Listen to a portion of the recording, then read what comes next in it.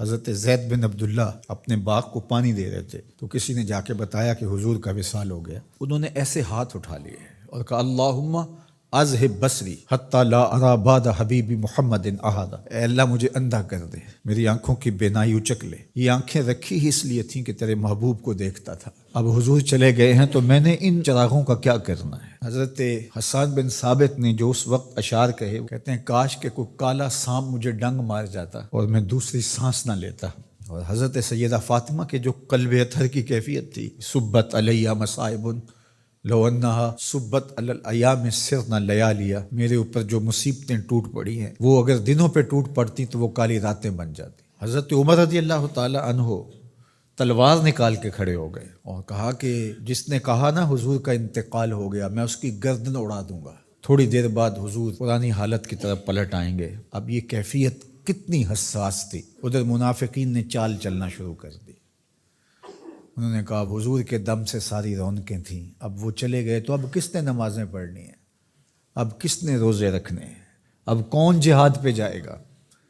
جب وہ ہی نہیں رہے تو ساری کہانی ختم ہو گئی۔ تو انہوں نے اس طرح سے چال چلنا شروع کر دی اور حضرت عمر کہتے تھے کوئی بولے تو صحیح۔ کتنا نازک وقت تھا۔ اس وقت میں حضرت ابو بکر آئے رضی اللہ تعالیٰ عنہ، ان کا کلیجہ تو پھٹ رہا ہوگا، لیکن یہی موقع تھا حضور کے مشن کو، حضور کی فکر کو، حضور کے دیے ہوئے نظام کو سنبھالنے کا، اور اپنے جذبات کو کس طرح کنٹرول کیا ہوگا۔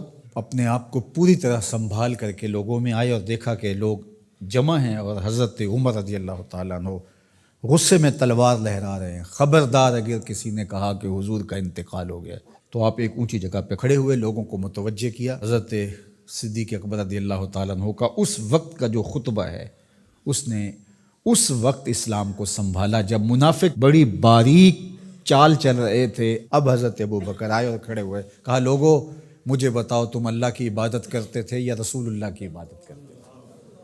تو لوگوں نے کہا اللہ کی عبادت کرتے تھے۔ تو کہا اللہ آج بھی زندہ و موجود ہے، اللہ کل بھی زندہ و موجود تھا، وہ حی ہے لا یموت ہے۔ اللہ اکبر۔ پھر انہوں نے وہ آیت کریمہ پڑھی وما محمد الا رسول قد خلت من قبلہ الرسل، اور صحابہ فرماتے ہیں ہمیں لگا کہ جس طرح یہ نازل اسی وقت کے لیے ہوئی تھی۔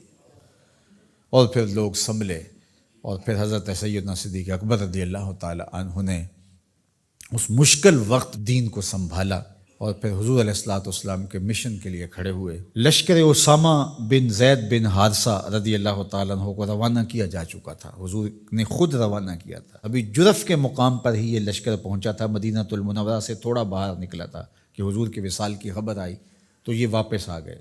تو بعض صحابہ نے کہا کہ اب مدینہ المنورہ کے حالات وہ نہیں رہے، اطراف کے اندر قبائل سر اٹھا سکتے ہیں جو دبے ہوئے تھے، اب حضور کے وصال کی خبر پھیل گئی ہے تو کوئی مدینہ المنورہ پر حملہ نہ کر دے، اور بہترین جنگجو اس لشکر میں شامل ہیں، تو اگر حملہ ہو گیا تو پیچھے سے دفاع نہیں ہو پائے گا، تو لہٰذا اس لشکر کو حکمت یہ ہے کہ روک لیا جائے۔ حضرت صدیق اکبر رضی اللہ تعالیٰ عنہ نے کہا کہ نہیں، یہ حضور کا روانہ کردہ ہے، جا کے رہے گا۔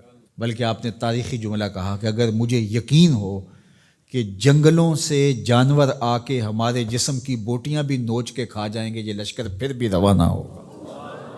لوگوں نے حضرت عمر سے کہا کہ ضرور لشکر کو روانہ کریں، لیکن حضرت ابو بکر رضی اللہ تعالی عنہ سے اتنا کہیں کہ امیر لشکر کو معزول کر کے کوئی اور قریشی سردار بزرگ اس کا امیر بنا دیا جائے۔ 9 عمر لڑکا ہے، دوسرا غلام زادہ ہے، تو بڑے بڑے قریشی سردار اور جنگجو ان کی قیادت کو قبول کرنے سے انکار نہ کر دیں، تو وہ گئے اور جا کے کہا کہ بڑے بزرگوں کی یہ رائے ہے کہ آپ ضرور لشکر کو روانہ کر دیجئے، لیکن اتنا کیجئے کہ امیر لشکر کو تبدیل کر دیجئے۔ حضرت صدیق اکبر کے چہرے پر جلال آ گیا اور آپ نے جو جملے کہے وہ اتنے سخت تھے، ثقلت امک یبن خطاب، اے خطاب کے بیٹے تیری ماں تجھ کو روئے۔ استعملہ رسول اللہ وقد تامرنی ان اعزلہ، ان کو امیر لشکر اللہ کے رسول نے مقرر کیا ہے اور میں کون ہوتا ان کو معزول کر دوں؟ کہا لشکر جائے گا، اسامہ بن زید کی قیادت میں جائے گا، جس نے جانا ہے جائے، جس نے نہیں جانا میں کوئی پرواہ نہیں ہے، چونکہ ان کو امیر لشکر اللہ کے رسول نے مقرر کیا۔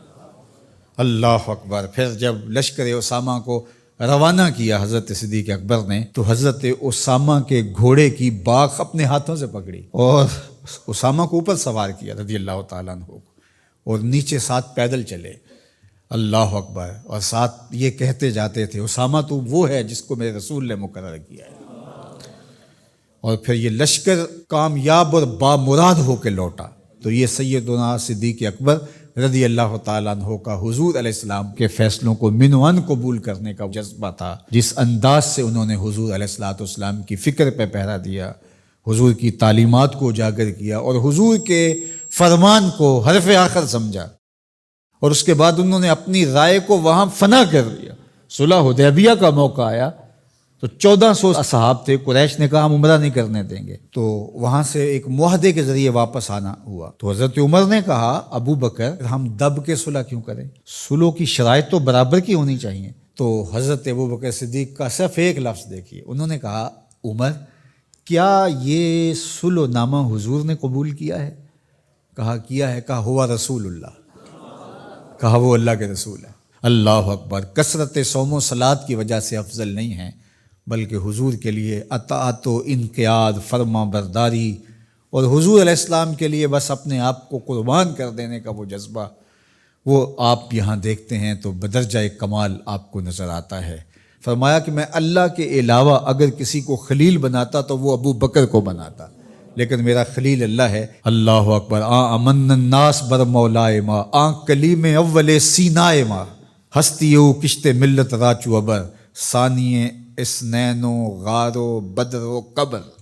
دیکھیے کہاں کہاں حضور کی قربت۔ یہ شک ہووی تے چل مدینے، یہ شک ہووی تے آ تک لے جوڑ مزاراں دا بن یار نبی دیاں یار۔